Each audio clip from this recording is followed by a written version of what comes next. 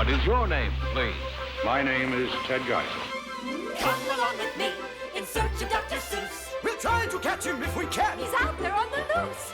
Come along with me in search of Dr. Seuss. I know that we will find him. It'll be a cinch. We'll ask the Grinch. Ask the Grinch. Soon he'll be within our reach. Ask the snitchers on the bench.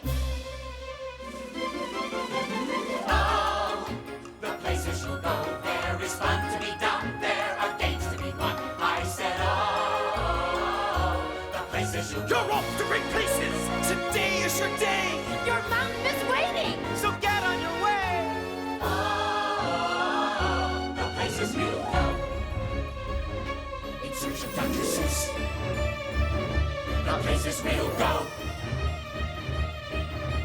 Come along with me in search of Dr. Seuss. Free your mind. Don't lag behind. And fun is what you choose. Come along with me in search of Dr. Seuss. Maybe we can find him if we ask the cat. Ask the cat. In the hat. In the hat. Wheels are tight. We'll search low. Oh, the places we will go.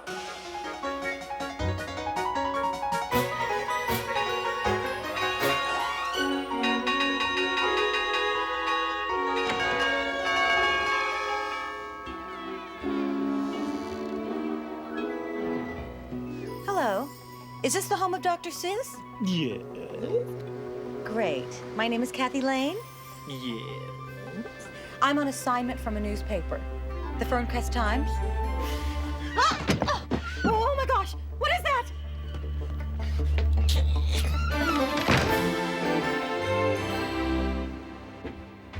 Oh my. This is good. This is great. Yes. Very nice. Not good, not great, not nice. Shameful. But exactly what I would have expected of a journalist. Listen, I'm very sorry. I just have this demanding city editor, and today she's demanding a new angle on the world of Dr. Seuss. Ooh, spaghetti sauce. Huh? Can't have it. Today the media snooping around. Tomorrow, Seuss World. Ride Horton the elephant. Eat a Grinch burger. No, ma'am. Right, you're absolutely right. Excuse me. Don't you have a library at the newspaper? Many articles have been written about Dr. Seuss. I read every article that's ever been written. What I need now is the inside scoop. Please? For us? Huh?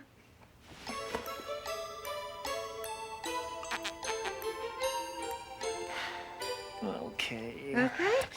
For the press. Okay. A quick look around, and then... Listen, I'm not moving in. I have a deadline, okay? All right, let's go. This was his workspace. His drawings. His desk. Get the feeling? Now, scat. Okay, great. That was very informative. Thank you very much. Oh, this is good. Okay. And you are? What's your name? I need to quote the source. Not important who I am. You don't understand the newspaper business. I need your name, okay? Credit a source. Read my lips.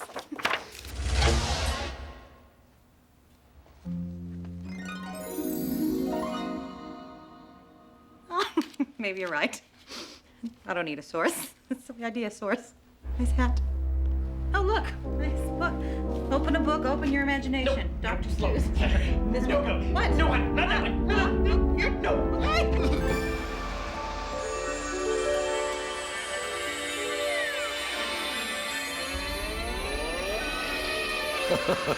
I like nonsense. It wakes up the brain cells. Fantasy is a necessary ingredient in living. It's a way of looking at life through the wrong end of a telescope, which is what I do, and that enables you to laugh at all of life's realities.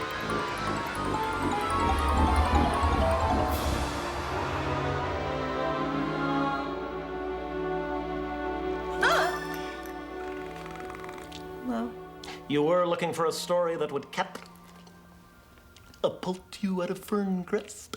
how did you know I wanted to get at it? Juggling the obvious. It's what we do here. Well, here now is where here was when I came here.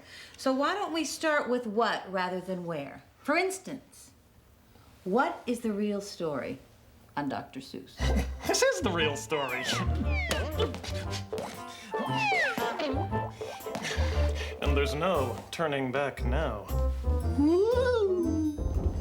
What most people don't realize is that he devoted his life to fighting religious, racial, and social injustice.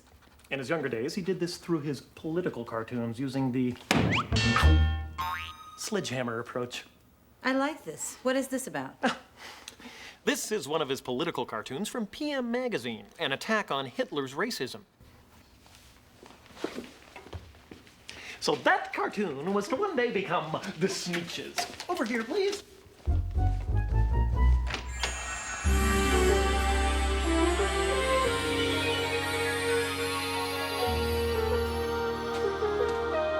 Okay, little pink boat, pink sand, red trees, very good.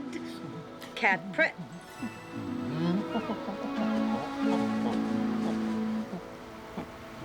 No. No.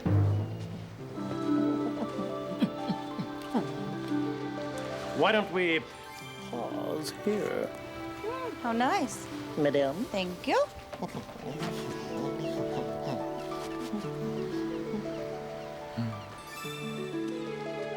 The Sneetches.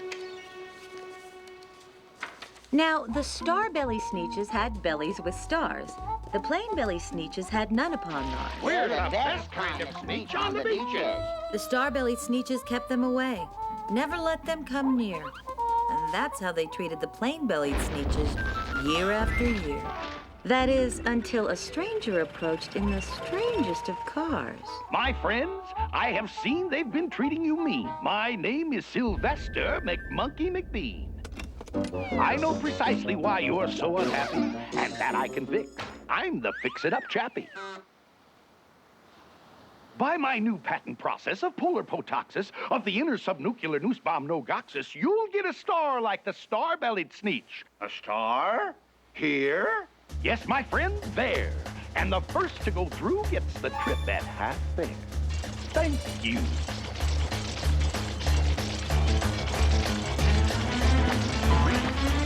Yeah! It worked! It worked! It works! When the plain-belly Sneetches popped out, they had stars. They actually did. They had stars upon theirs. Ladies and gentlemen, we are faced with a most awkward dilemma. We're the true star-bellies. We had them first. We're still the best Sneetches, and they're still the worst. Belly stars, my dear friends, are no longer in style, and I'll have yours off in a very short while in my wondrous machine which eradicates stars. Then you won't look like Sneetches who have them on bars.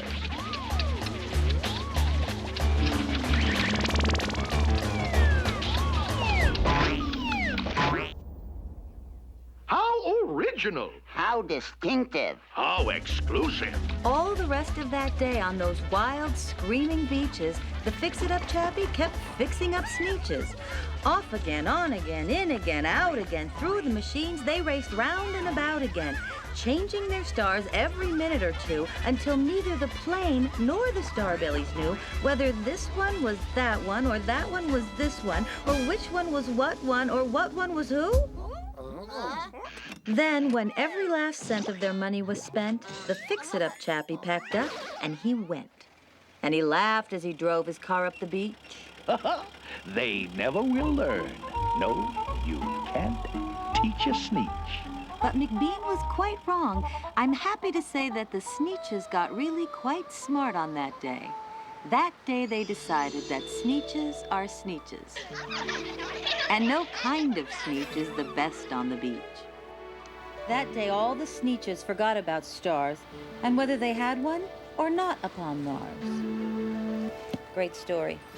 Excuse me. Question time. Did Dr. Seuss experience any of this prejudice firsthand? In some ways, he was a lot like the Sneetches. What, he had a star in his belly? Just joking. No, outcast. He was raised in America, but his parents were German, which made him an easy target during the First World War. He was chased home by the local kids yelling, "Kaiser!" and bouncing lumps of coal off his head. You know, my readers are going to want to know a lot more about his early life. What else? I have a hunch you're going to have some very satisfied readers. Oh.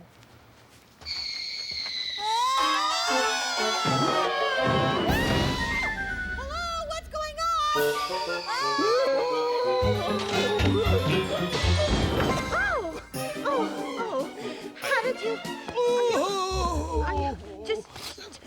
on, Mr. Hertz. Are you all right? Oh, was that ever a wrong hunch? I'm getting too old for this. Mr. Hunch.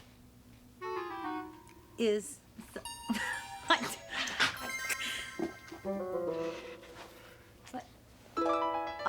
Hunches and Bunches! Oh, it's you! Look, I'm embarrassed. I didn't recognize... Where did you come from? I was fidgeting in my chair, trying to follow a hunch. It's awfully awful. You can't make up your mind. Do you want to kick a football? Or sit there on your behind? I will. Do you want to go out skating? Skating? Fly a kite? Sure. Or climb a tree? No, Do you want to eat a pizza? Or take a bath? Or watch TV? Oh, well, I followed a down hunch. So, have you met any other friends of Dr. Seuss? You mean like the cat in the...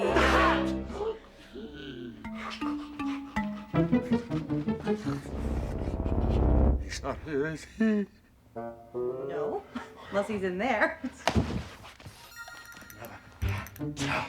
He's too mischievous for me. I've got a hunch. He's not in here. You're right. I've got a munch hunch. For what?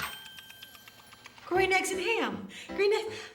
I do not like green eggs and ham. I would not like them here or there. I would not like them anywhere. I have a hunch you might just change your mind. I think so. Oh, pineapple butterscotch. Ding dang do. A ding-a-who, a what? 3 chicken croquettes of library paste with peanut chunks pickled and spiced and baked at 600 degrees, then iced. Tempting, very tempting.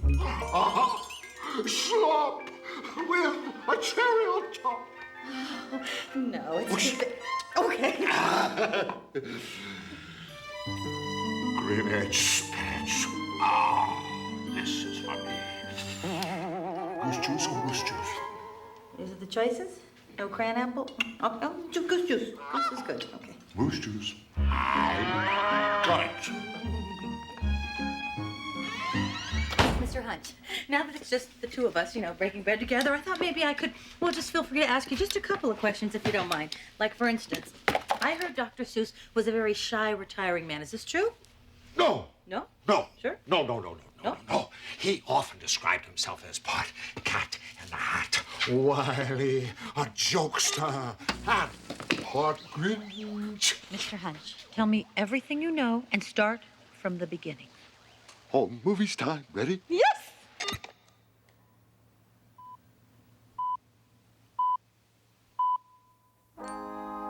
Ted Geisel was born in Springfield, Massachusetts, 1904, and lived near Mulberry Street. His father, Theodor, taught him the importance of self-belief and determination. His dad worked 35 years at the Kulmbach and Geisel Brewery. The day he was promoted to president, prohibition was declared. So he turned to designing the Springfield parks and running the zoo. He told young Ted, no matter how small the task, always strive for perfection.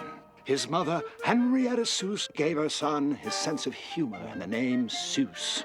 She read to him when he was a baby, and by the age of 6, he was reading the classics. He spent as much time in the Carnegie Library as he did at school. He loved Charles Dickens, Robert Louis Stevenson, but his favorite was Jonathan Swift. Here's a book inspired by his early family life. McGilligan's Pool. I have a hunch there's more here than meets the eye. Young man, you're sort of a fool. You'll never catch fish in McGilligan's Pool. The pool is too small, and you might as well know it. When people have junk, here's the place that they throw it.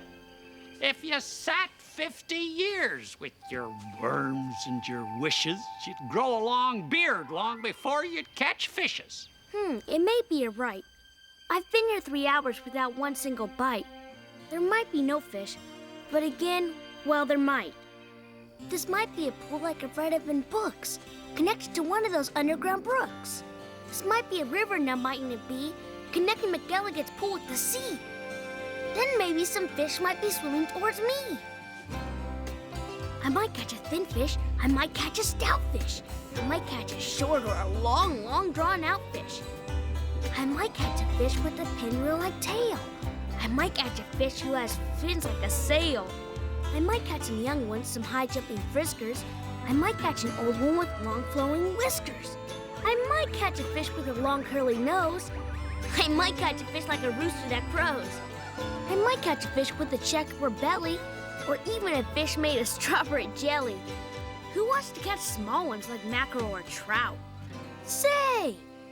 I'll catch a sawfish with such a long snout that he needs an assistant to help him about. From the world's deepest ocean, from way down below, from down in the mud where the deep divers go, from down in the mire and the muck and the murk, I might catch some fish who are all going glurk. Oh, the sea is so full of a number of fish. If a fellow is patient, he might get his wish. And that's why I think that I'm not such a fool when I sit here and fish in McElligot's pool.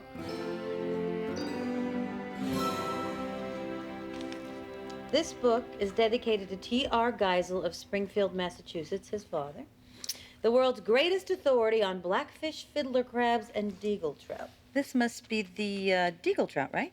One day, his father took him trout fishing, and both of them bragged to family and friends about how many fish they were going to catch. And they probably came home with bupkis, right? Not a minnow. No. So on the way home, they stopped off at Deagle's Fish Hatchery, scooped up the biggest mess of fish they could for $2. And nobody ever knew the difference. Nobody ever knew the difference till now. I love this deagle trout stuff. Hot that roll, then on the river, and that's the one. Well, Horton the elephant. Horton hatches the egg. Sighed Maisie, a lazy bird hatching an egg. I'm tired, and I'm bored, and I've kinks in my legs from just sitting here day after day. It's work. How I hate it. I'd much rather play. If I could find someone, I'd fly away. Free. Then, Horton the elephant passed by her tree. On the river, and that's the one, Hello? Huh? You've nothing to do, and I do need a rest. Would you like to sit on the egg in my nest? Me on your egg? Why, it doesn't make sense. Your egg is so small, ma'am, and I'm so immense. I'll hurry right back. Why, I'll never be missed. Very well. Since you insist, I'll stay and be faithful. I mean what I say. Toodle-doo. Sang out Maisie and fluttered away. Then carefully, tenderly, gently he crept up the trunk to the nest where the little egg slept.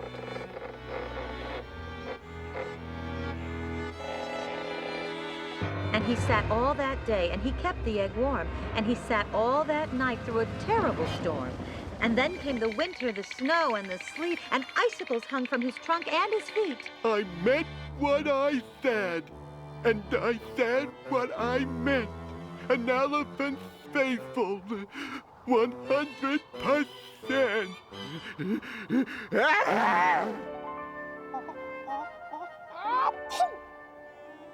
Gesundheit. So poor Horton sat there the whole winter through, and then came the springtime with troubles anew. His friends gathered round and they shouted with glee. Look, Horton the elephant's up in a tree. They laughed and they laughed. Then they all ran away, and Horton was lonely. He wanted to play. But while Horton sat there so faithful, so kind, 3 hunters came sneaking up softly behind. He heard the men's footsteps. He turned with a start. A rifle was aiming right straight at his heart. Did he run? No, not Horton. He stayed on that nest. He held his head high. He threw out his chest. And he looked at the hunters and he said plain as day, Shoot if you must, but I won't run away. Well, take him away. Why, he's terribly funny. We'll sell him back home to a circus for money. Sold to a circus, then week after week, they showed him to people at 10 cents a peek. dawdling along way up high in the sky. Who, of all people, should chance to fly by? And she swooped from the clouds through an open tent door. Good gracious! I've seen you before. Poor Horton looked up with his face white as chalk. He started to speak, but before he could talk, there rang out the noisiest, ear-splitting squeaks from the egg that he'd sat on for 51 weeks. My egg! My egg! But it's hatching! It's my egg! You stole it from me!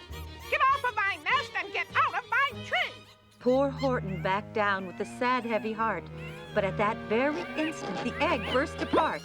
Then Horton the elephant saw something whiz. It had ears and a tail and a trunk just like his. Goodness!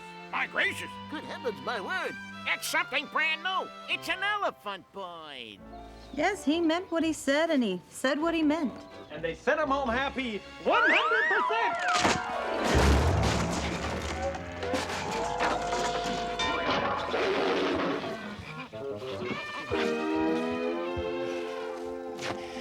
So, what do you think of the Horton story? I think it's great. I mean, it's true. There's more to being a mom than the actual laying of the egg, if you will. Plus, you don't have to give birth to be a good parent. Horton is a fine example of courage and loyalty, two themes that run throughout Dr. Seuss's work. Where did he learn how to draw? Well, there were art lessons in high school, but the teacher wanted him to draw the world as it is, and Seuss wanted to draw things as he saw them. So, he walked out of class and began drawing for the school paper. But it was in Dartmouth College where he really began to draw and to marry words to images. Now, I know he enrolled in Dartmouth College to become a teacher. College is for 10, Bob. He wasn't the greatest student, but he had a great sense of humor. It even helped him become editor of the school paper, the Jack-O'-Lantern. The Roaring 20s must have been an excellent time for comedy writers. Oh, may we! Lots of good material, like the new jazz, the forerunner to the Beatles, and the new liquor laws. Wait a minute. Now, where did he get the name Dr. Seuss? Remember, this was the era of prohibition. Right. One night, he, 10 students, and a pint of gin were in his dorm room when the local chief of police walked in. Seuss was busted for cocktails? When the dean discharged him as editor of the Jack-O'-Lantern, he assumed his mother's maiden name, Seuss. Seuss. And continued submitting cartoons. But it wasn't his only pen name. In later years, there were 13 books under the name T. Lessig. What? What? Geisel, spelled backwards. What a kook. Wait up.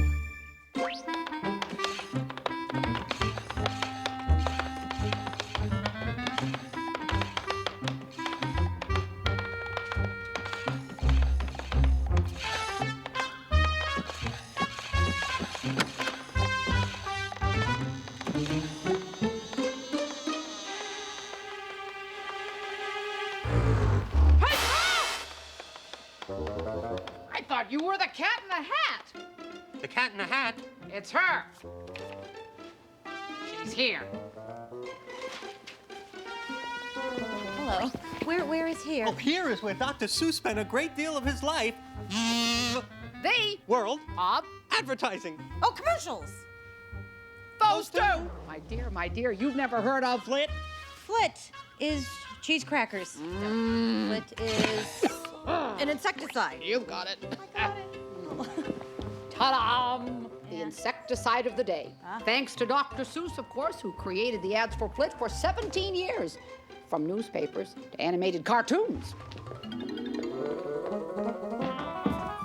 Quick, Henry! The Flit! Ring a bell? You know, sorry. Oh, boy! Oh. There we are. How about the Seuss Navy? In the 1930s, it was the largest navy in the world. The Seuss Navy? You're joking. No joke. The Seuss Navy was his promotional brainstorm. He created it for Standard Oil's Esso Marine, a lubricant for boats. He printed up diplomas and gave them To prominent people. Within months, he was besieged with requests. from celebrities, even the Standard Oil fleet, even the Queen Mary. Stop, please. Going too fast? No. It's just the swaying.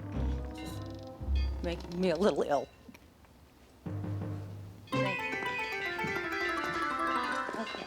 Now, according to my notes, after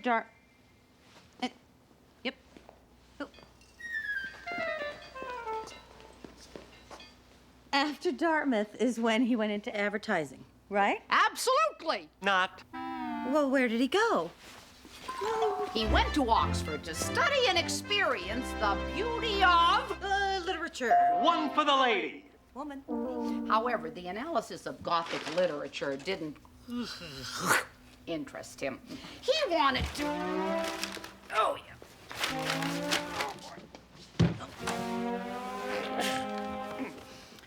He wanted to experience life rather than dissect it. In one class, he met an American student, Helen Palmer. Whom he later married. It was a very boring class on the punctuation of Shakespeare's play King Lear. Teddy, that's a very lovely flying cow you've drawn. Thank you, Helen. Stop burying yourself in Shakespeare's semicolons and go out and see the world. Hello? Oh, let's move on. So, thank you. He quits Oxford and he spends several months traveling Europe. Now, answer me this. Did he ever actually acquire his doctorate? Absolutely. Not. I hate you. But he acquires a whole new philosophy about life. He decides that most adults take life much too seriously, and he vows to retain a child's perspective on life. View the world without a social pressure gauge. Let the imagination run free. React and experience from an honest gut level. Enjoy a good laugh.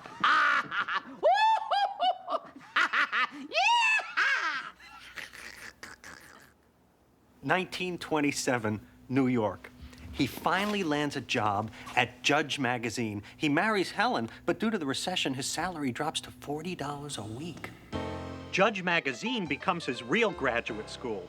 It's where he learns his craft and develops a style and a gallery of characters that become his repertory company for life. He creates Boys and Beasties, a series of scientific satires, like Reading music at sight. How to eject a cow from your apartment. The dangers of a small lap. Science by Seuss. So he signs them Dr. Seuss. That's where doctor came from. Hallelujah. One day in drawing a cartoon, he tosses a coin to see which bug killer he'll use in the caption. Darn it all! Another dragon. And just after I sprayed the whole castle with flit. The wife of a Flit ad exec sees the cartoon and suggests Dr. Seuss be signed to a high-paying position in Standard Oil's advertising department. And so he becomes a commercial artist for Standard Oil. But money in the bank doesn't make him happy. He soon regrets seeing his cartoons and advertising slogans disappear within a week, so he leaves. Brave man. It's very difficult freelancing during depression. There's something to be said for a steady job. 2 for the lady. Woman. He rejoins his friends at Standard Oil. But in his contract, he has one small loophole that is to change his life. Writing children's books. Grand slam home run! Really? Bam! Bam! Bam! Oh! He experiments with 2 children's books without much success. However, in 1936, he and his wife Helen are returning from a European vacation. Aboard the passenger liner MS Kung Home. In a blistering storm. To take his mind off the rocking and the rolling. The rolling and the rocking. He writes a story. Oh, I can't rock and roll anymore. Just one moment, please. The rhythm of the ship's engines echo throughout the liner. Da da da da da da da da da da da da da da da da da. This rhythm hypnotizes him, and he writes. And to think that I saw it on Mulberry Street. And to think that I saw it on Mulberry Street. Okay, and to think that I saw it on Mulberry Street. Bon voyage, young lady! May the wind be in your sail! Yeah, the wind up your sail. Bye-bye. And to think that I saw it on Mulberry Street, and I Mulberry Street, get on Mulberry Street, and I lick him, I saw it on Puke, and I saw it, I drink it.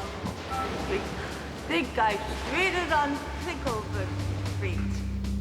Oh, my goodness. Excuse me, can I share this bench with you? I've just had a very rough trip, don't ask. Oh, that's better. Hi, I'm Kathy. My name's Marco. What's the matter, Marco? Whenever I leave home to walk to school, my dad always says to me, Marco, son, keep your eyelids up and see what you can see. And what's wrong with that? When I tell him where I've been and what I think I've seen, he always looks at me and sternly says, your eyesight's much too keen.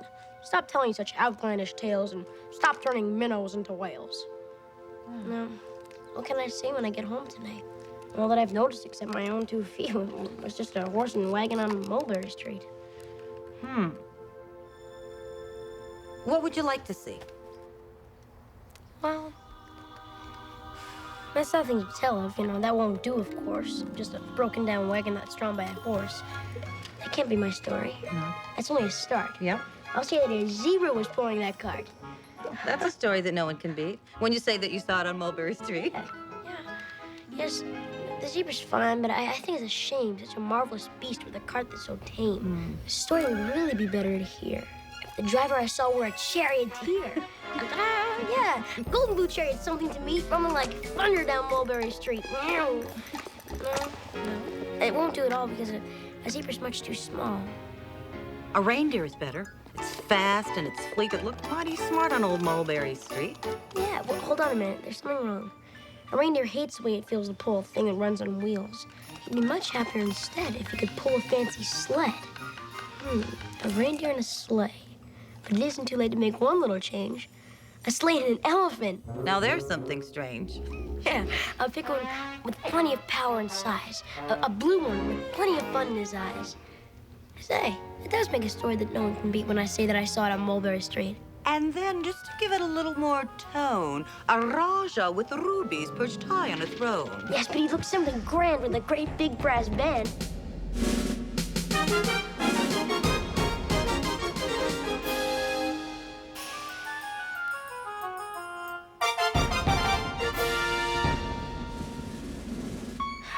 No, what worries me is this.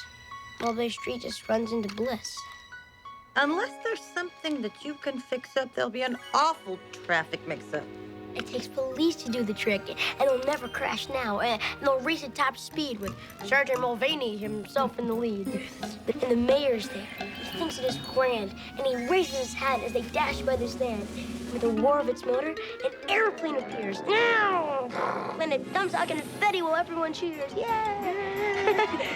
That is a story that no one can beat. I say that I saw it on Mulberry Street. Wow. There's so much to tell. I just couldn't begin. Dad'll look at me sharply and he'll pull at his chin and frown at me sternly from there in his seat. Oh, was there nothing to look at? No people to greet? Did nothing excite you or make your heart beat? And what will you say? Nothing, I'll say, growing red as a beet, but a plain horse and wagon on Mulberry Street. Hey, Marco, babe. Yeah? You got a great imagination, all right? Don't change. Come here. Get out of here. Stay sweet as you are. Don't grow old. You're like my dad. Well, you got to give him a break. Sometimes when you get to be an adult, other things become important and you forget how to laugh. You have responsibilities. You have built... Bye-bye.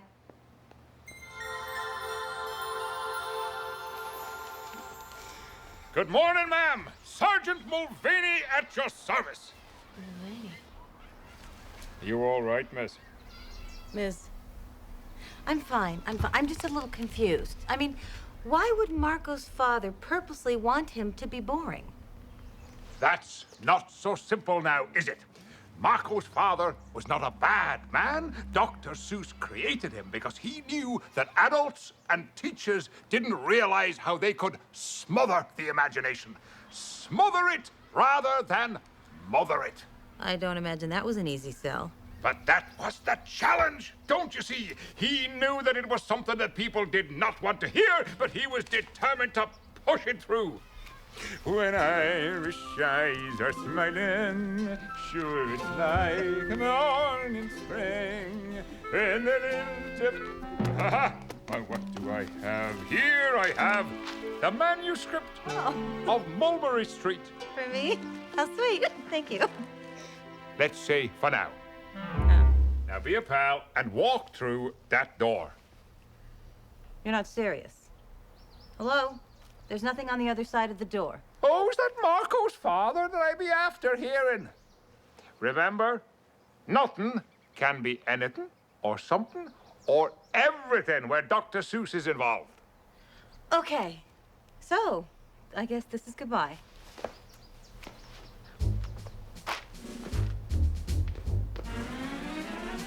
He's in a meeting. He'll get right back to you. Us, really. No thanks. Nope. And you are, we'll call you. It's a nice try, but... Hold on.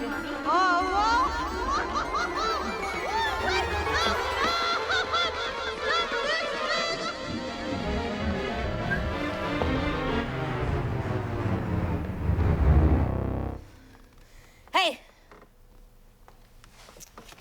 Let me see your badge. What was that all about? With Mulberry Street in hand, he went through that door 27 times and every publisher rejected it. Well, at this point, I think he should have been thinking career change. But he had no grand delusions about what others would think of his work. Oh, no. He knew that that one solitary voice was still out there, and he was determined to find it. He'd pick himself up, brush himself down, and begin again. And on that happy note, I'll be off. But you have ahead of you a walloping world of wonders. Enjoy it. Wait. Watch out for the door. On second thought, be my guest. If you believe in something, my dear, never give up on it.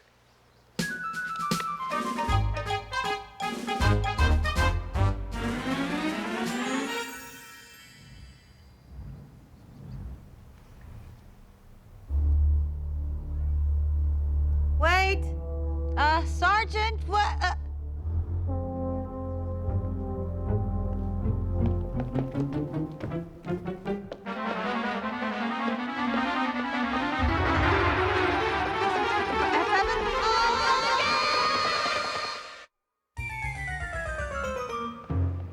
Well, hello. So glad you could drop by. Where have you been? Well, you were with Mulvaney. Yes, and he was lovely. Did he do his famous revolving door trick? Yes, I found it quite exhilarating. Oh, really? It was mine originally, you know. Oh, was it? Now, don't be jealous. He was just quite taken with the great success of Mulberry Street. Apparently, he was featured in it. Well, that's Mulvaney. It was a success, but not great enough to allow Dr. Seuss the opportunity to quit the ad world. You're kidding, still? What does the man have to do? Oh,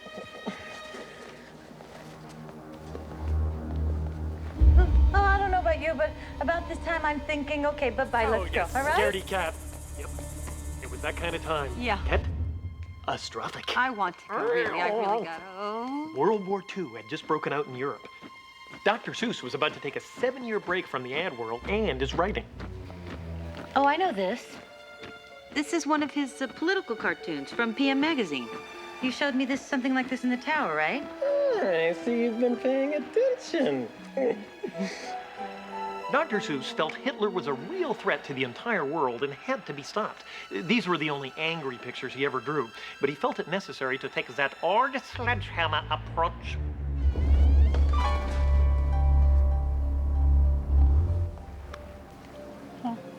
Oh, I know this.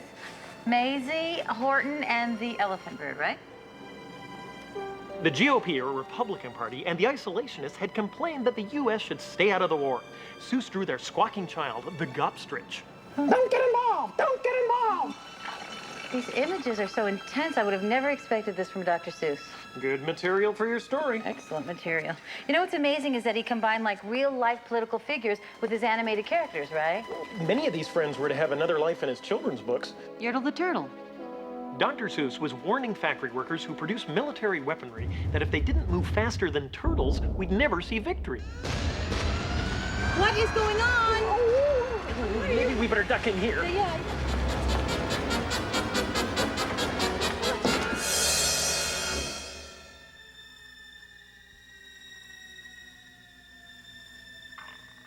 Hello? Hello? I don't think there's anyone here. Hello, is anyone here? Well, what do you... You are gone again. Okay. All right. All right, carry on. I got a front-page story right in here. Hello? Room? I am friendly, and I'd like to speak to you. Well, if you want to shed some light on the situation, pull the cord. Okay.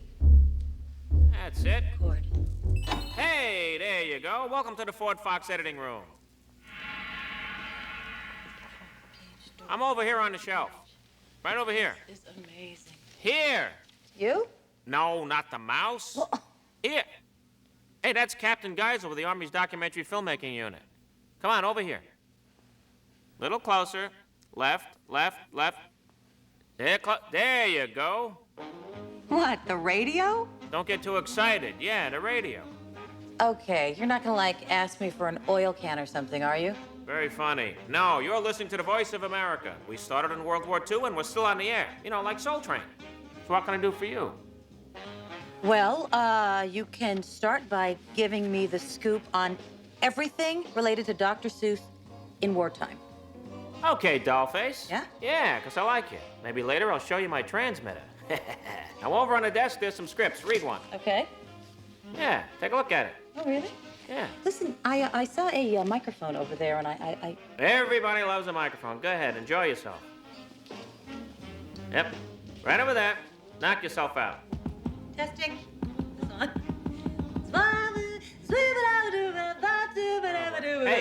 Hey, Miss Fitzgerald. As World War II began, Dr. Seuss became Captain Geisel, working at Hollywood's Fort Fox under Colonel Frank Capra, director of It's a Wonderful Life. Geisel produced a series of indoctrination films that earned him a Legion of Merit award. It's a very impressive award.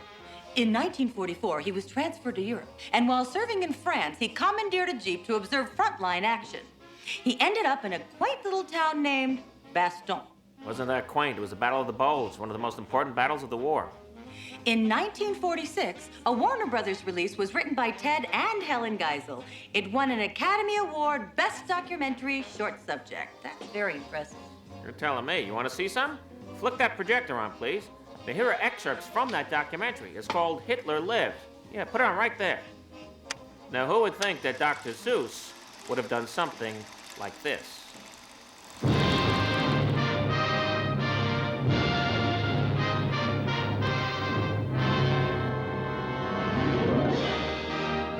War with Germany ends in victory.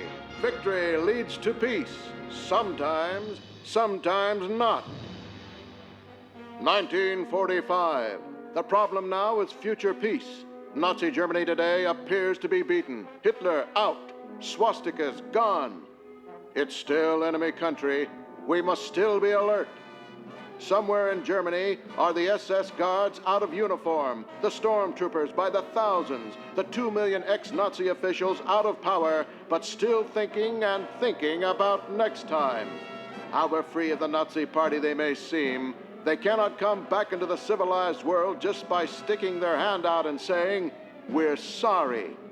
Not sorry they caused the war, but only sorry they lost it. Someday the Nazis of Germany might be cured of the super race disease, the world conquest disease, but this must be proven beyond a shadow of a doubt. The voices of millions of dead cry out, this time we must not have died in vain. We are determined that the Nazi plans for world conquest shall stop here and now. Right here in America, advocates of fascism live amongst us. They wear many guises as they continue with Hitler's aims and purposes, spreading the propaganda of race hatred and violence. No small men must be permitted to break down the democratic ideals of the youth of our nation, where children of all races can meet on common ground, inspired by a heritage of clean living and the principles of fair play and honor. The people themselves must so earnestly desire peace that we will not only demand it, but work for it incessantly. Then only will be created a sound heritage that shall be guaranteed for the sons and daughters of the living and dead, who so truly earn the fruits their children are entitled to reap in the united world of tomorrow, the world of lasting freedom between all nations.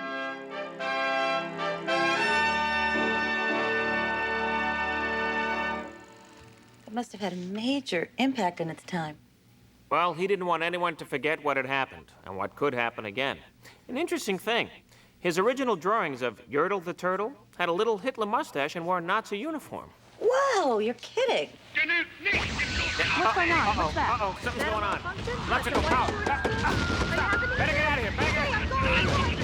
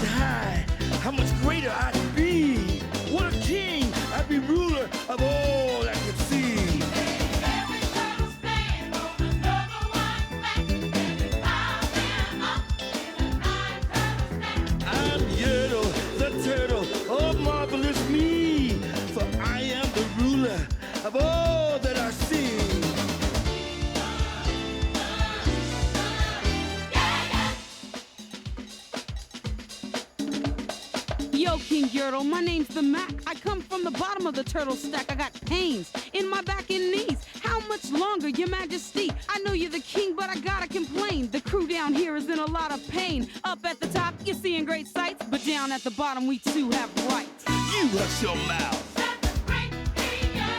You've no right to talk to the world's highest turtle. I rule over clouds, over land, over sea, and there's nothing, no nothing that's higher than me.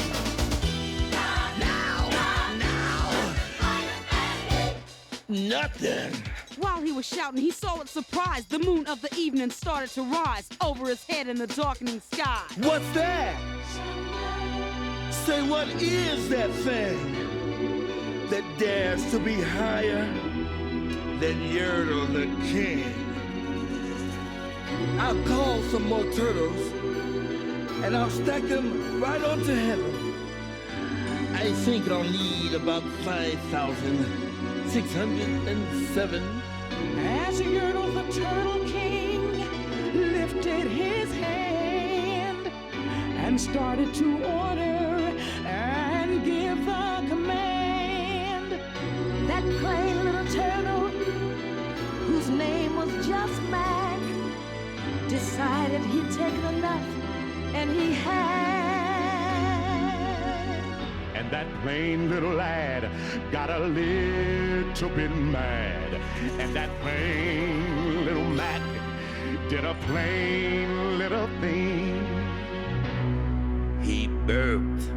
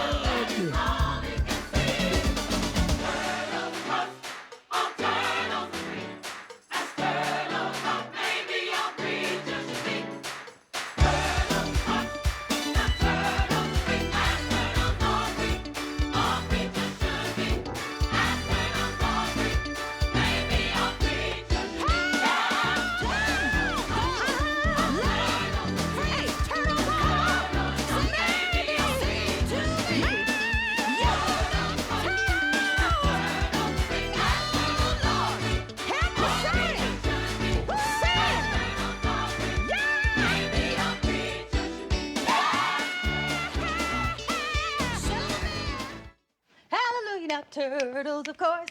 All turtles are free, and turtles are free, as turtles should be. I thought you'd never get here. Well, I'm here. Where am I? Welcome to the 1950s.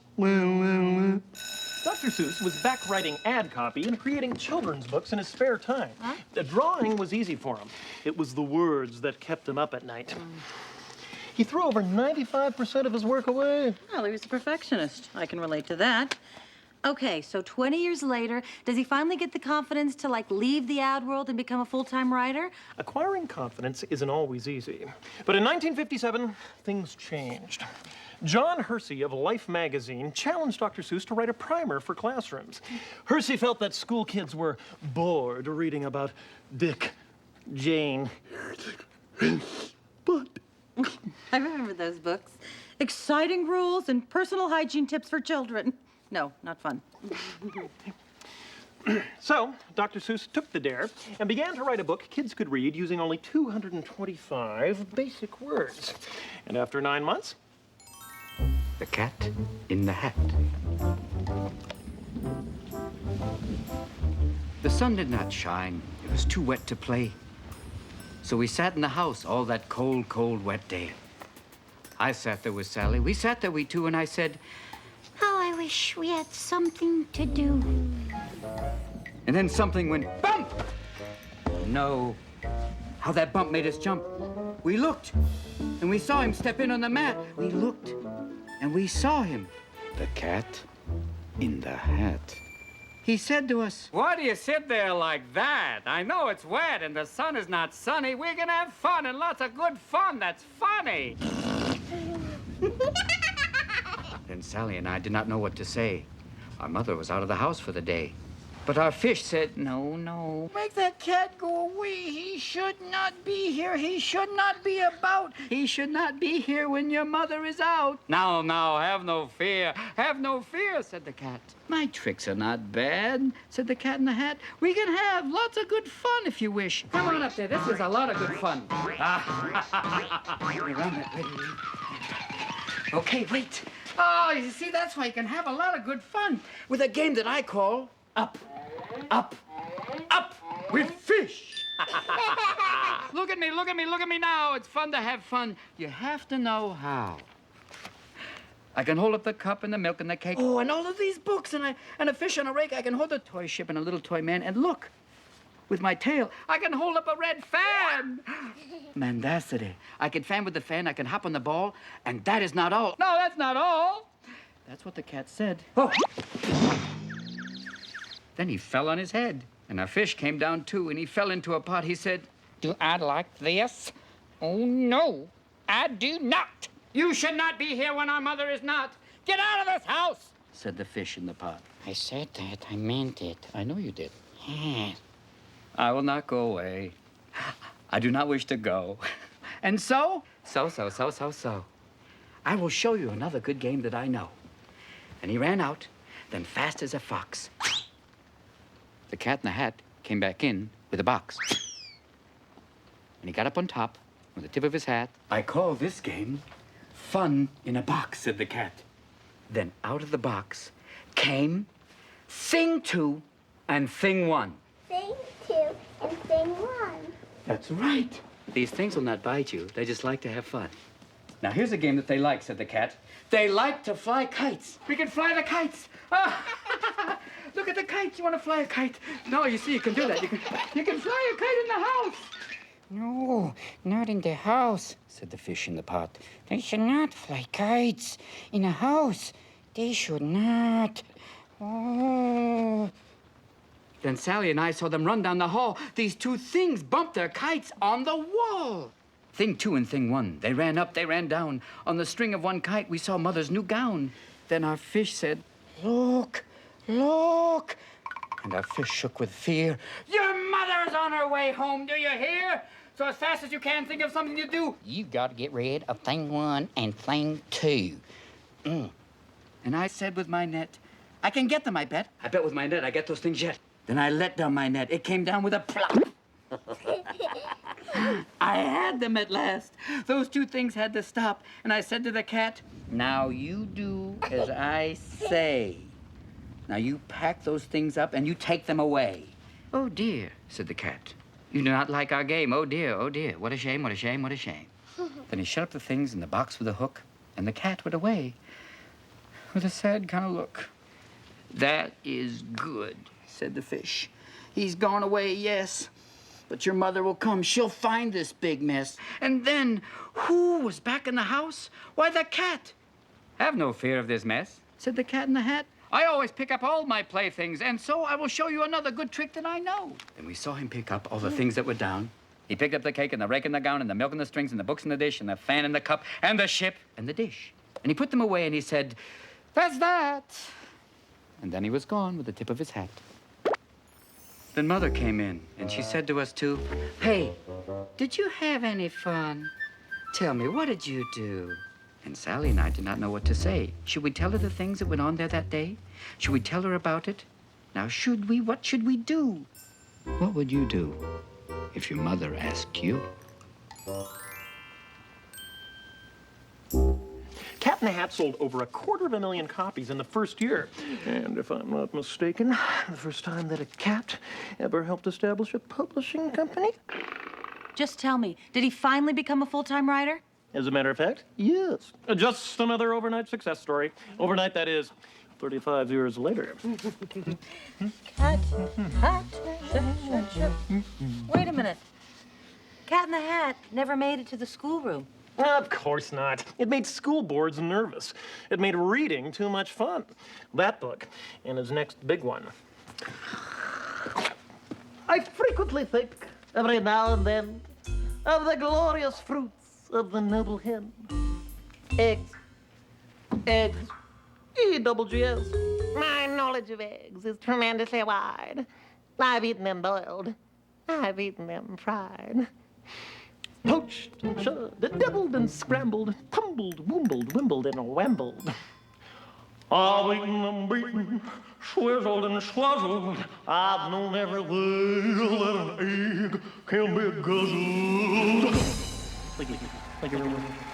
But thinking of eggs reminds me of Sam, whose favorite dish is green eggs and ham.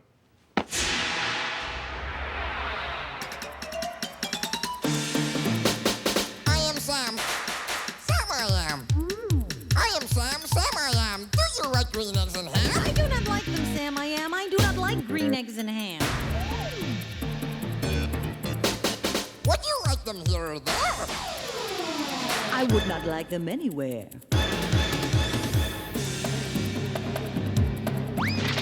Would you like them in a house? Would you like them with a mouse? Not in a house. Not with a mouse. I would not eat them here or there. I would not eat them anywhere. I would not eat green eggs and ham. I do not like them, Sam. A train. Would you on a train? Not on a train, not in a tree, not in a car, Sam, let me be. Stay in the dark. Here in the dark. Could you in the dark?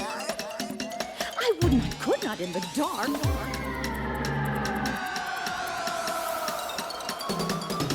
Could you in the rain? I could not in the rain, not in the dark, not on a train. You do not like them, so you say, try them, and you may. Try them, and you may, I say. If you will let me be, I will try them, you will see.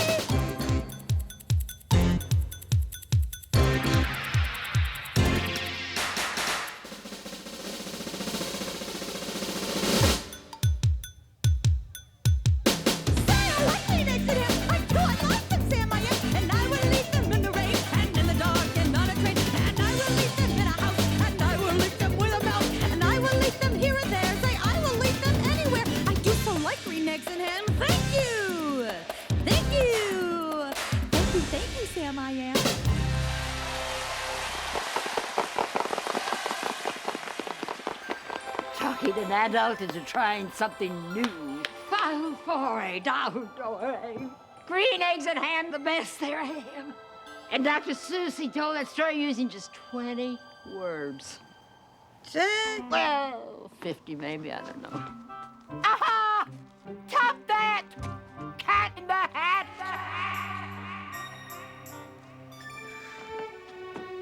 How do you feel? It's a little chilly. Chilly. Yeah. Now, who is almost correct? And where? Where is who? As in Whoville. Whoville. Right down there. Whoville, the Whoville that the Grinch terrorizes. Oh! What? Someone to talk to at last. Oh, it was awful. Oh, I bet. Oh, God. Oh, that's right. What? And little Cindy Lou. And she just wanted to get her presents, right? I didn't get her presents. I thought they wanted a couple of little presents. I'm sorry. Breathe. I'm so sorry. Come on. I'm so Let's sit sorry. down. No, I'm sorry. Now sit and tell me the story. Thank you. I tell you, this is one of his best stories. Listen, You know, I love this know. one, Don't okay? get me going, And the ending is the ending where he finally Wait gets a minute, who's telling this story? You. There it lies, the village of Whoville. It was a serene Christmas Eve, and the snow was gently falling. Every Who down in Whoville liked Christmas a lot, but the Grinch, who lived just north of Whoville, did not. The Grinch hated Christmas. The whole Christmas season. Now, please don't ask why. No one quite knows the reason. But I think that the most likely reason of all may have been that his heart was 2 sizes too small. He knew that on Christmas morn, all the boys and girls would open up their toys. There's one thing I hate. All that noise, noise, noise, noise. Then the Who's, young and old, would sit down to a feast. I remember Who pudding and rare Who roast beast. And then they'd do something that he liked least of all. I remember. They'd sing. Fa-hoo foray. Fa-hoo doray, welcome Christmas, come this way. Fa-hoo foray, da-hoo doray, welcome. Why, for 53 years he'd put up with it now. But he must stop this Christmas from coming. But how? Then he got an idea. An awful idea? The Grinch got a wonderful, awful idea. I know just what to do. What a great Grinchy trick.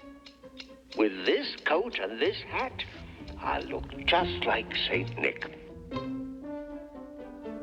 All I need is a reindeer. So he called his dog Max. Then he took some red thread and he tied a big horn on the top of his head. Then the Grinch said, "Giddy up!" And the sleigh started down toward the homes where the Who's lay a snooze in their town. All the windows were dark. No one knew he was there. They were all dreaming sweet dreams without care. Then he slid down the chimney, a rather tight pinch. But if Santa could do it, then so could the Grinch. Then he slunk to the icebox. He took the Who feast. He took the Who pudding. He took the roast beast. Then he slithered and slunk with a smile most unpleasant around the whole room, and he took every present. And as the Grinch took the tree and he started to shove, he heard a small sound, like the coo of a dove. He turned around fast and he saw a small Who. Little Cindy Lou Who was no more than 2. Santa Claus, why? Why are you taking our Christmas tree? There's a light on this tree that won't light on one side. So I'm taking it home to my workshop, my dear. I'll fix it up there, then I'll bring it back here. And the fib fooled the child. It was 1/4 dawn, all the Who's still abed, all the Who's still a snooze when he packed up his sled. 3,000 feet up to the top of Mount Crumpet, he rode with his load to the tip-top to dump it. They're finding out now that no Christmas is coming. They're just waking up. I know just what they'll do. Their mouths will hang open a minute or two. Then the Who's down in Whoville will all cry, boo-hoo. That's a noise that I simply must hear. So he paused, and the Grinch put a hand to his ear.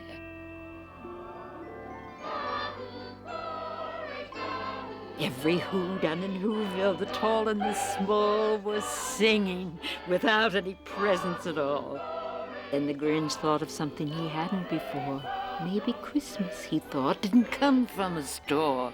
Maybe Christmas, perhaps, means a little bit more. And then what happened? Well, in Whoville, they say that the Grinch's small heart grew 3 sizes that day. With a smile in his soul, he descended Mount Crumpet, cheerfully blowing hoo-hoo on his trumpet. And he brought everything back. All the food for the feast. And he himself, the Grinch, carved the roast beast. So everything's fine. The village has its Christmas, and he learns a valuable lesson, that Grinch, and it's not so horrible after all, right? Oh, says you, who didn't have to live through it. Listen, you don't have to be a Whovillian to feel a little pain in your heart, okay, Missy? Oh, you want to feel some pain? Well, and feel that and...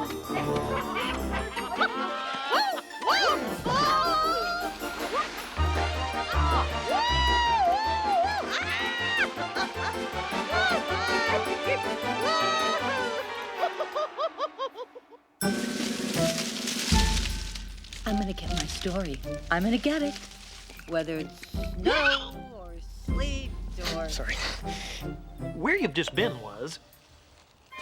Well, let's just say the Grinch was Dr. Seuss's favorite character. Well, maybe second favorite? He loved the Christmas of years past and felt sad it was becoming more about selling than feeling. The Grinch was his way of getting it off his chest. How very clever of Dr. Seuss to sort of slide the moral in sideways. Absolutely. Okay, so the Grinch has cheered him up. He loves it. Everything's fabulous, right? Professionally, yes. Personally, no. What? The late 1960s were very tough on Dr. Seuss.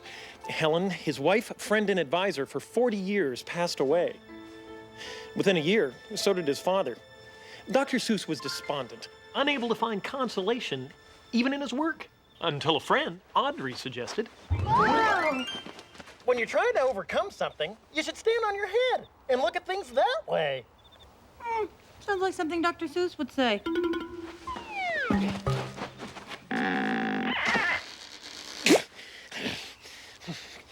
Exactly. They fell in love and got married.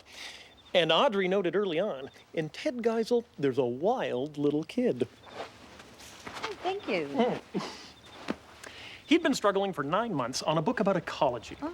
And Audrey suggested they take a vacation to Africa. Very nice. The trip was a A what? A what? Hairball. Hairball. Hair. You all right? A list. The trip was a catalyst for him.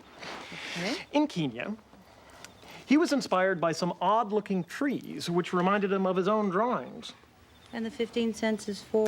The next thing he knew, the trees were being felled. Audrey, they're cutting my trees. So he grabbed a hotel laundry slip and scribbled a rough draft of his favorite book, The Lorax. It's fascinating.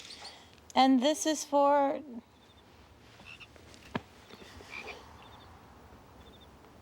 In the bucket. Oh! Place inside 15 cents, a nail, and a snail shell. Signed, the Onceler. Uno, dos, tres. Bye-bye.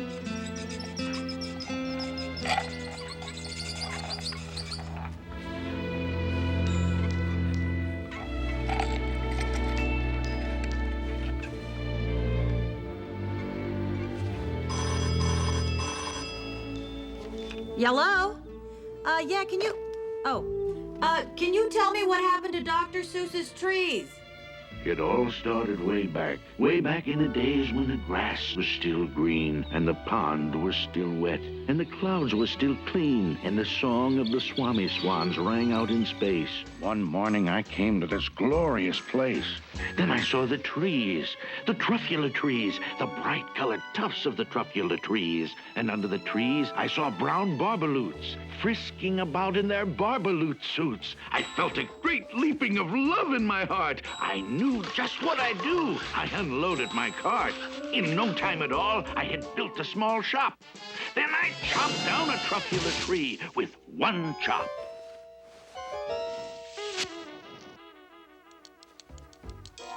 Mister, I am the Lorax. I speak for the trees. I speak for the trees have no tongues. And I'm asking you, sir, at the top of my lungs, that thing, that horrible thing that I see, what's that thing you made out of my truffula tree? This thing is most useful. This thing is a need, a fine something that all people need. It's a shirt, it's a sock, it's a glove, it's a hat, but it has other uses. Yes, far beyond that. Sir, you're crazy. You're crazy with greed. There's no one on earth who would buy that fool's need. And in no time at all in the factory I built, the whole Onceler family was working full tilt. We were all knitting blades just as busy as bees, to the sound of the chopping of truffula trees. I speak for the trees, and I'll yell and I'll shout for the fine things on earth that are on their way out.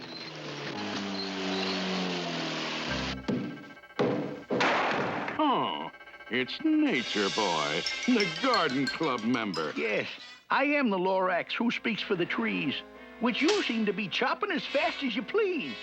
But I'm also in charge of the brown barbaloots, who played in the shade in their barbaloot suits and happily lived eating truffula fruits. Now, thanks to your hacking my trees to the ground, there's not enough truffula fruit to go around. I see your point. Yes, I do see your point. They loved living here, but I can't let them stay. They'll have to find food, and I hope that they may.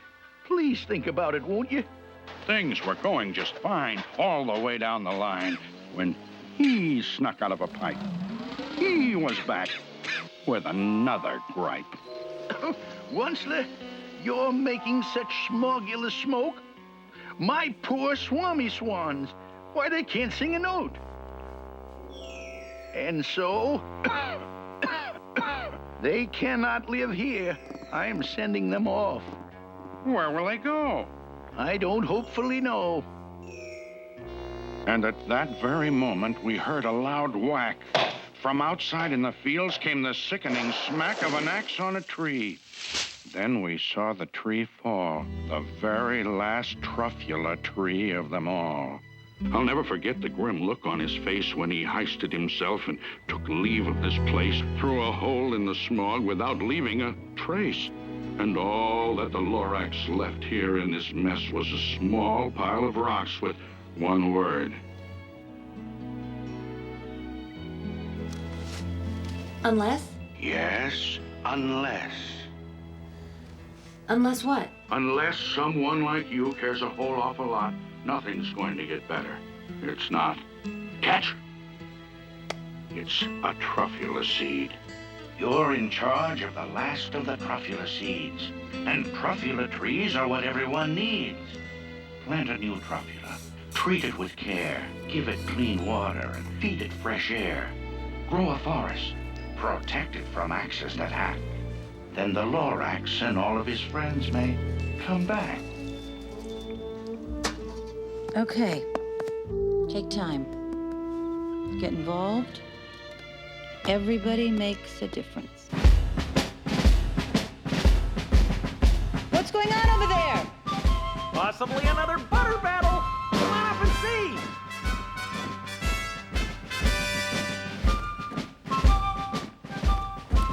It's the Zooks and the Ukes. Butter side up, butter side down. Looks like things are heating up again. Is that Zooks and Ukes with 2 O's? Yes, as in Luke. As you know, on this side of the wall, we are Ukes. On the far other side of this wall live the Zooks. In every Zook house and in every Zook town, every Zook eats his bread with the butter side down.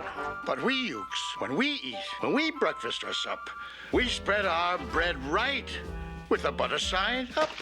Every Zook must be watched. He has kinks in his soul. That's why, as a young man, I made watching my goal. Watching Zooks for the Zook Watching Border Patrol.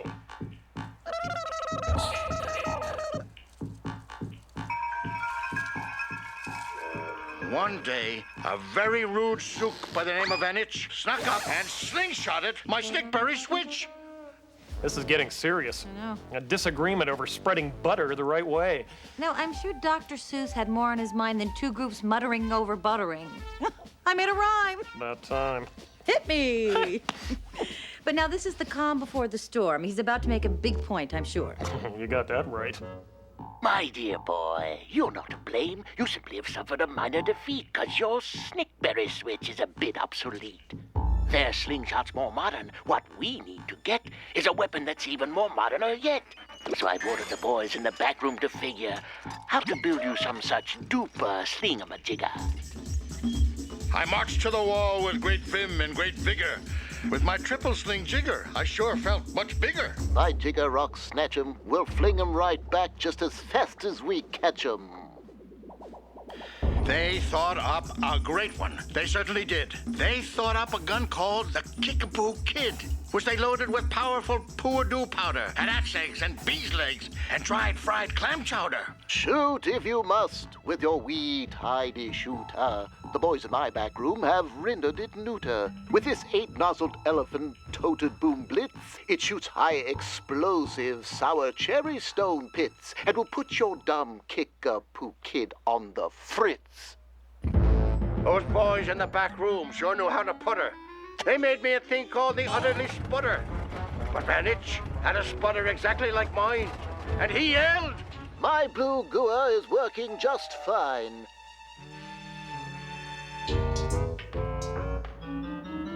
My boys made me a gadget that's newer than new. It's filled with mysterious moo like a moo and can blow all those zooks to Salamagoo. They invented the Bitsy Big Boy Boomeroo.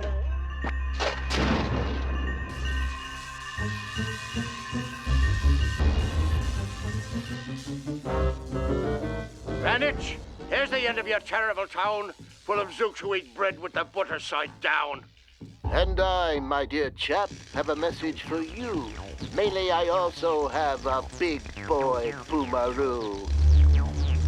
I will blow you into pork and wee beans.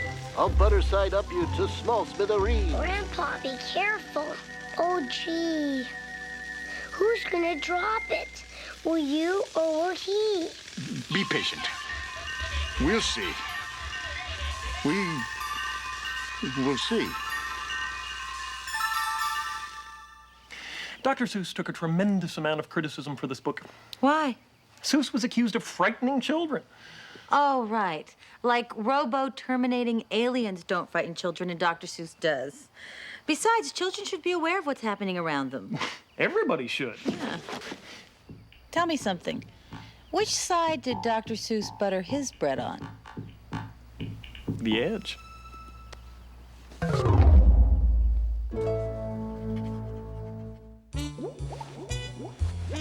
So, how's your notebook? Filling up? My notebook in my head. I hope I don't forget anything. Well, I have a hunch you'll remember more than you think. Say bye to Norval. Okay. Bye now. In his 70s and 80s, he spent a lot of time in and out of hospitals, battling cancer, a heart attack, and eye disease. But he kept on working 8 hours a day, 7 days a week. He's creative and working in his 80s? Gives me something to live for. He was once offered a huge sum for the use of his characters in a commercial. This would have put him in the Guinness Book of Records as the highest paid writer per word ever. You're kidding, Anne? He replied, "I would rather be in the Guinness Book of Records as the writer who refused the highest amount of money per word." How cool. What else? His characters were like family to him. He also liked to sing in karaoke bars. What? Just kidding. I'm seeing whether you're listening. I am. His life was his work, and his work was never done. It was only at this point in his life he could write the book, Oh, the Places You'll Go, in which he took a look at the ups and downs of the entire human experience. No, yeah, no, not gonna do it.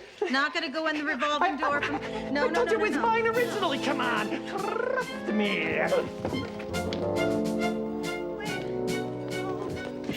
I've been catnapped. Call 911.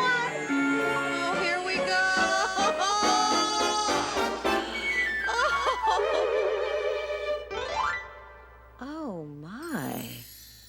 every time, you've changed. I guess I have.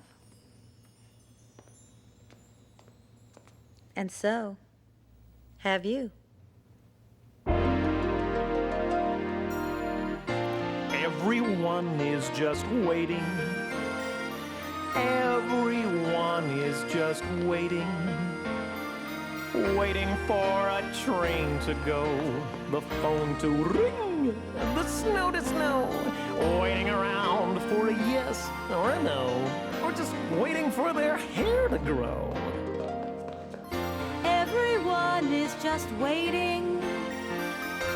Everyone is just waiting. Waiting for the fish to bite, or waiting around for a Friday night. A string of pearls, a pair of pants, a wig with coils, or another chance. But that's not for you. By George, I think you're right. Pas-de-deux. I'd love to. Oh, the places you'll go, there is fun to be done, and there are games to be won. I said, oh,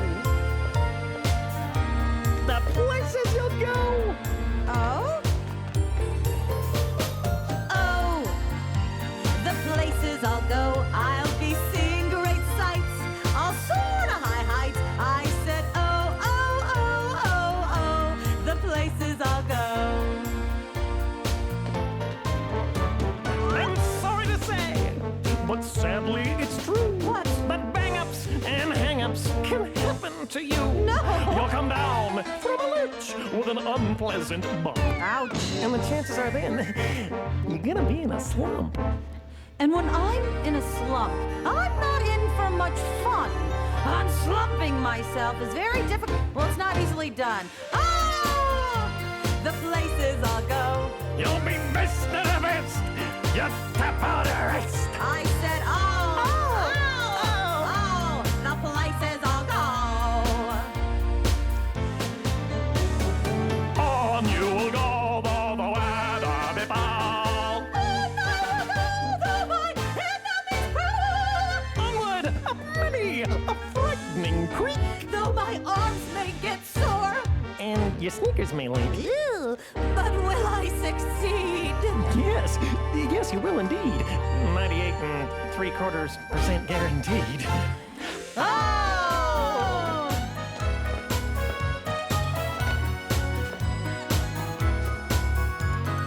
Draws a tree, and I don't mean a 747. Kickball change, thought I'm a dancer, dances on!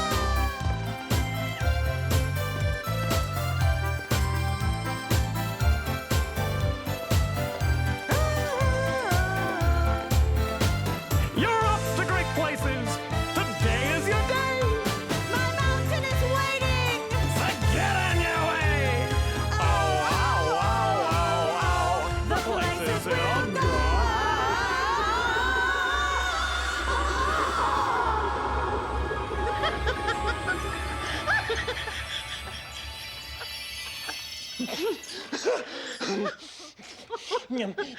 Oh, my. Before you run off, Run off? I'm having too good of time. Do I have to go? not till you scamper over here to see something very special. It's the fossilized footprint of a dinosaur. Oh, my goodness. Approximately 150 million years old. His father gave it to him when he was in his 20s. What a great present. It was to remind him that even though we might become extinct, we all have the opportunity to leave our footprint in the sand. I think he left more than a footprint. Before he was to put his typewriter away for good, he'd written 50 books and sold over 100 million copies, translated into 20 languages and Braille. What did he care most about? Turning. Illiteracy. Lack of witeracy. That's what made him mad, angry, furious, curious. He predicted cultural disintegration, life as a third-rate nation. Only the parents could save the day, he would say. Fill the house with stacks of books. Pile them on the sofa, the TV, in every cranny, and all the nooks. He knew the average kid would pick up a book, find something interesting. Pretty soon, he'd be reading.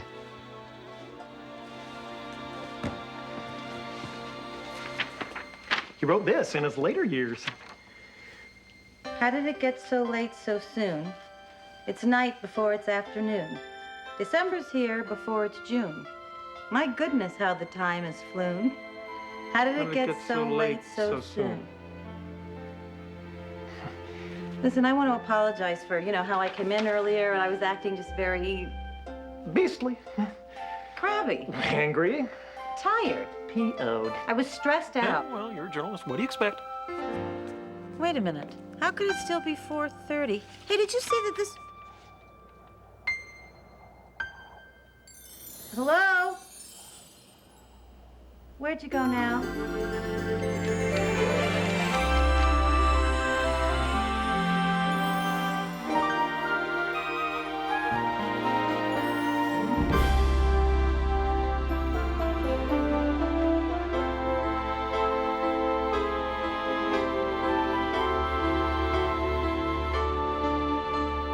Bye-bye, my friend. And thank you, Dr. Seuss. I had a great time. I got a great story. It has been quite wild.